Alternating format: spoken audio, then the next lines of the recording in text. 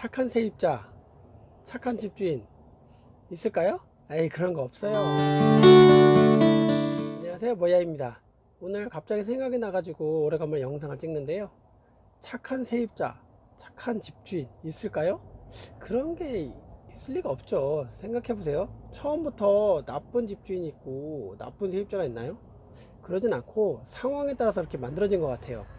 저희 집이 지금 건물에 2층에 하고 1층하고 이렇게 주택에 세를 주고 있는데, 2층이 지금 나갔어요. 퇴거를 했는데, 집을 내놓은 지가 한 3개월 동안 내놨을 때 사람들이 여러 명 왔는데 계약이 잘 안 됐어요. 이유는 뭐, 자기들 이사 날짜가 뭐안 맞다던가 뭐 여러 가지 이유를 대면서 안 맞았는데, 현재는 공실이 한 달 이상 난 상태예요.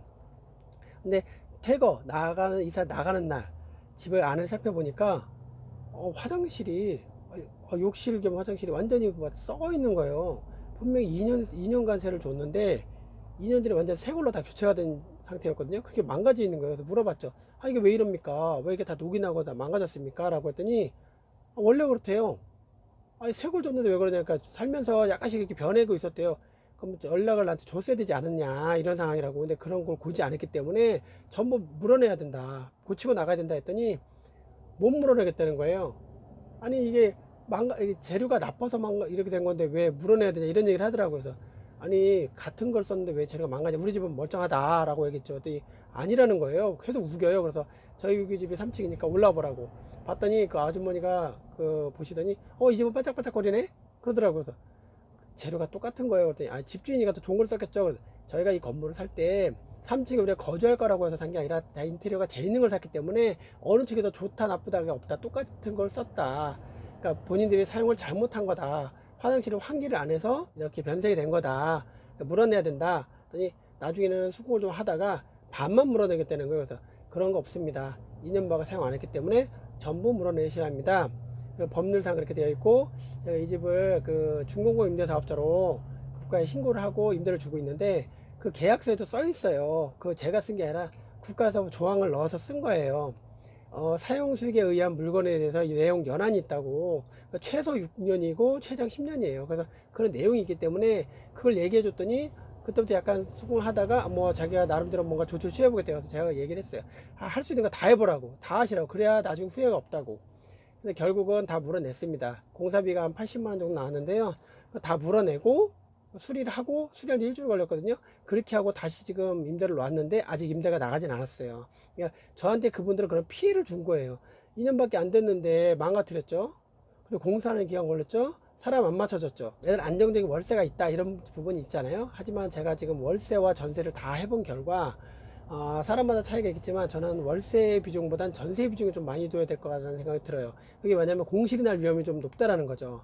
그게 첫째, 월세는 보증금이 작잖아요. 전세도 보증금 작을 수가 있잖아요. 보증금이 작으면 세입자가 받아갖고 나갈 돈이 작기 때문에 공실이 날 확률이 좀 높고요. 보증이 높다면, 만약에 보증금이 1억, 2억이라면 그러면 좀 생각이 좀 바뀔 수 있죠. 왜냐면 사람을 맞춰놓고 나갈 확률이 높아요. 왜냐면 그들 받고 나가야 되니까. 그러니까 그럴 확률이 높다는 거죠.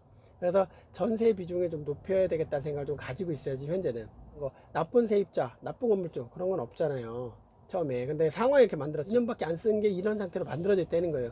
이거 집주인 입장에서 화가 나지 않겠어요? 건물을 이렇게 만들어 놨는데. 그래서 한다는 말에 건물 구조가 잘못됐다라는 여러 가지 이유를 대요. 하지만 그건 이유가 될 수가 없어요. 고지하지도 않았고, 저 집주인한테 알릴 통보도 없고, 고지도 하지도 않았고, 그렇게 만들어 놓고 이사 가는 날 집주인 확인하고 보증을 주겠다고 하니까 확인했을 때 그런 상황이었던 거예요. 그래서 보증금을 일부 떼어놓고 지급을 한 거예요. 법률상 판결문에도 있어요. 그 수리 부분에 대해서는 확인하고 줄 수 있다는 게 되어 있거든요. 그걸 제가 예전에 오전에 판결문 한번 읽어봤어요. 그런 내용이에요. 그래서 방송을 보시는 분 중에는 월세 사시는 분, 전세 사시는 분, 또 자기 집에 사시는 분도 있겠지만, 또는 세를 주시는 분도 있고, 그런 부분이 있는데, 나쁜 집주인을 만나면 뭐 나쁜 상황이 있겠지만 대부분 나쁜 집주인은 없어요. 상황을 이렇게 만드는 거예요. 그렇게 해놨기 때문에 그렇게 된 거지, 그렇게 안 하면 그럴 일 없죠. 그러니까 월세나 전세 사시는 분들도 그 건물을 빌려 쓰는 거잖아요. 우리가 차 렌트 하듯이, 또 펜션을 렌트 하듯이 빌려 쓰잖아요. 빌려 쓰면서 하루 쓰든 1년 쓰든 10년 쓰든 똑같은 거예요. 그거를 깨끗하게 사용해야 될 의무가 있는데 그걸 망각한 거기 때문에 그런 일들이 벌어집니다. 그래서 뭐 전세나 월세 사시는 분들이 제발 내 거라고 생각하시고 좀 잘 사용하시길 좀 바라겠습니다. 그래서 서로 이런 나쁜 세입자, 나쁜 건물주 이런 말을 안 듣게 그렇게 했으면 좋겠습니다. 다음에 또 다른 내용으로 한번 또 찾아뵙겠습니다. 감사합니다.